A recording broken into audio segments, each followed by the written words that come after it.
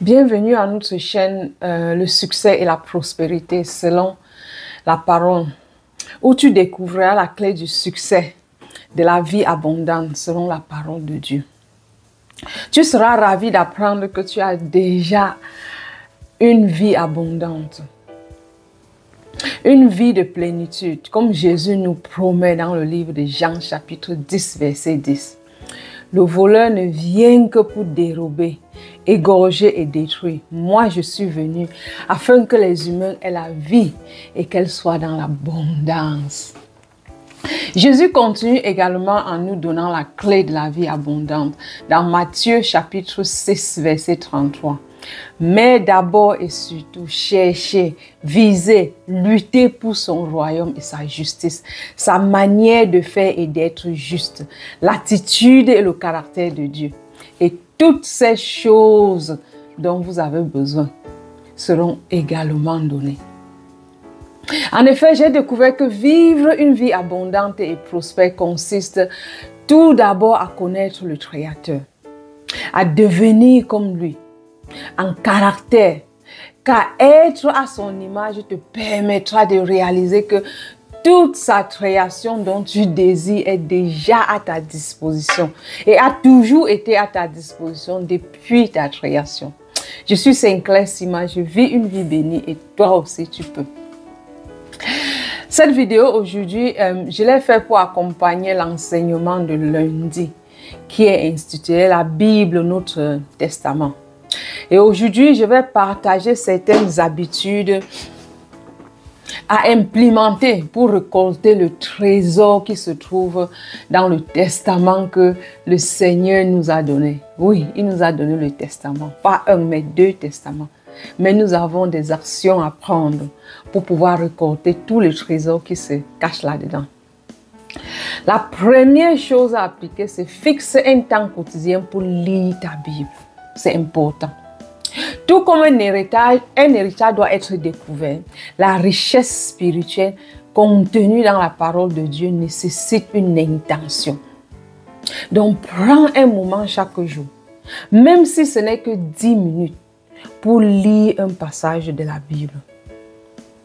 Utilise un plan de lecture, il y en a assez, même sur l'internet, ou commence par des livres comme le Psaume, les Proverbes ou les Évangiles.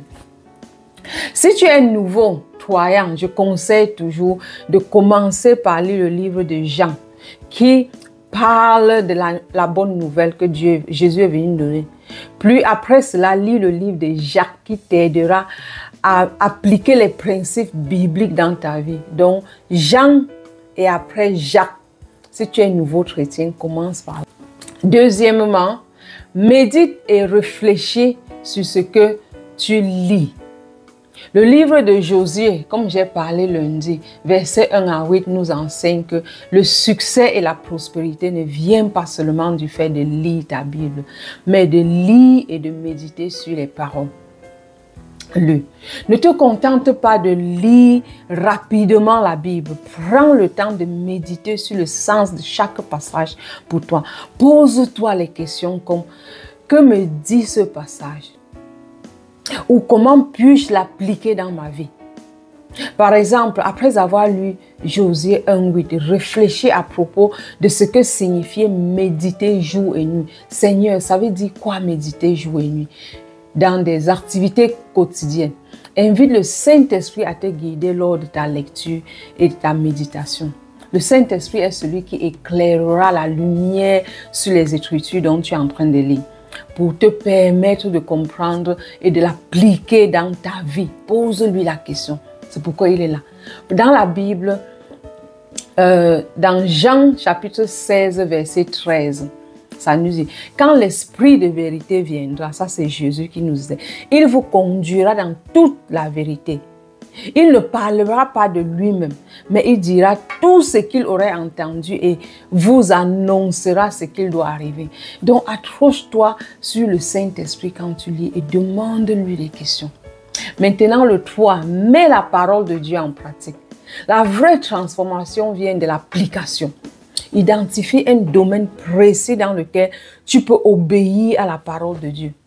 Par exemple, si tu lis Jacques 1:22, mettez la parole en pratique. Choisis une action concrète comme pardonner quelqu'un, encourager une personne ou agir avec intégrité dans ton travail et commence à l'appliquer. Quatrièmement, partage ce que tu apprends. Partager ce que tu découvres dans la parole de Dieu renforce la compréhension et peut inspirer les autres. Par exemple, moi, quand j'apprends quelque chose de nouveau, aussitôt je partage avec mon mari et mes enfants. Et mes enfants et moi, nous mettons cela en application dans notre vie immédiatement chaque jour. Donc, je te conseille, si tu n'as pas un groupe, rejoins un groupe d'études bibliques ou discute simplement avec des proches pour échanger sur ce que tu apprends. Ne reste pas avec cela tout seul. Cinquièmement, prie pour une révélation personnelle. Avant de lire, demande à Dieu de te parler à travers sa parole. Cela rendra ta lecture plus vivante et pertinente. Oui, comme j'ai dit plus haut, le Saint-Esprit nous a été donné pour être notre guide de chaque jour, même quand nous lisons notre livre. Dans Jean 14, 26, le Père enverra à mon nom l'Esprit Saint, celui qui doit vous aider. Il vous enseignera tout et il vous rappellera tout ce que je vous ai dit. Donc, prends avantage du Saint-Esprit. Demande-lui de te rendre la parole légère, d'éclairer la parole pour toi. C'est pourquoi Dieu l'a envoyé, pour qu'il reste nous enseigner. Quand moi je prie, avant d'ouvrir ma Bible, je demande toujours au Seigneur et je demande au Saint-Esprit d'être avec moi lors de la lecture et de m'aider à comprendre le cœur de Dieu quand il inspirait certains passages de la Bible. Demandez-lui, il sera prêt à vous accompagner pendant votre lecture. Et il va aussi vous montrer comment vous pouvez appliquer ce passage dans un domaine de votre vie. Et c'est comme ça que vous allez voir la transformation. Rappelle-toi toujours que nous n'avons pas été laissés sans aide. Le Seigneur, dans son amour, nous a donné le Saint-Esprit pour nous faciliter la vie. Utilisons cet avantage. Utilisons le Saint-Esprit pour nous faciliter à comprendre la parole de Dieu. Une prière simple comme Seigneur, parle à mon cœur aujourd'hui à travers ce passage peut faire une grande différence quand vous lisez la Bible. Sixièmement, créez un journal du Testament. Prends un carnet où tu vas noter les promesses bibliques que tu découvres et les manières dont Dieu les accomplit dans ta vie. Ce journal deviendra un témoignage de la fidélité de Dieu et une source de motivation dans ton cheminement spirituel. Par exemple, pour moi, cette année, j'ai décidé d'avoir un journal de souvenirs pour toutes les bénédictions que Dieu opère dans ma vie. Car c'est très facile d'oublier ce que le Seigneur a déjà fait quand nous nous retrouvons au milieu des difficultés et dans la tempête. Notre mémoire se ferme complètement. Alors que si j'ai un journal de souvenirs, je n'ai qu'à aller le lire pour me fortifier et me rappeler que si Dieu m'a aidé à traverser cet obstacle auparavant, il me fera traverser celui-ci dont je fais face. Donc, je te conseille de faire pareil et cela fera une grande différence dans ta marche. En conclusion, en appliquant ces étapes, tu ne te contenteras pas seulement de posséder l'héritage divin, mais tu commenceras à profiter pleinement de cet héritage. Tu pourras ainsi vivre une vie abondante, guidée par la sagesse et la bénédiction de la parole de Dieu dans chaque domaine de ta vie. Je vous conseille de suivre la vidéo de la semaine passée, comment vivre avec intention et engagement. Ceci n'est qu'une continuité, car ceci n'est qu'une continuité des habitudes à mettre en pratique cette année pour voir une année de succès exponentiel. Pour que 2025 soit la meilleure année de votre vie. Donc la semaine prochaine, je vais continuer avec une autre habitude. Merci d'avoir regardé cette vidéo.